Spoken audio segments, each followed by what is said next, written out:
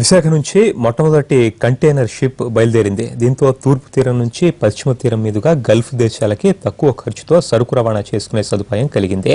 ఇప్పటిదాకా వివిధ దేశాల నుంచి వచ్చే నౌకల కంటైనర్ల ద్వారా మటుకే సరుకు దిగుమతి ఎగుమతులు జరిగేవి. మొదటిసారి విశాఖ కేంద్రంగా నడిచే కంటైనర్ షిప్ ప్రారంభమైంది. ఎంపీ హరిబాబు ఈ నౌకని ప్రారంభించారు. మేక్ ఇన్ ఇండియాలో భాగంగా జల రవాణా అభివృద్ధికి కేంద్రం పెద్దపీట వేస్తోందన్నారు హరిబాబు. సముద్ర మార్గం ద్వారా అలాగే నీటి మార్గం ద్వారా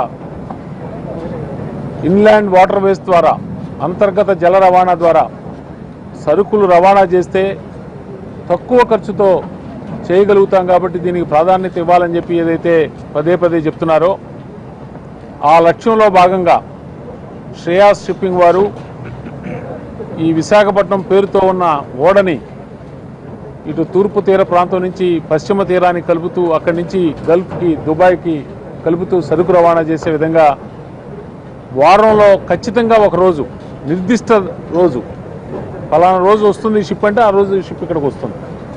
ఆ విధంగా కంటైనర్ల ద్వారా సరుకు రవాణా చేసే కార్యక్రమాన్ని ఈరోజు ప్రారంభం చేశారు.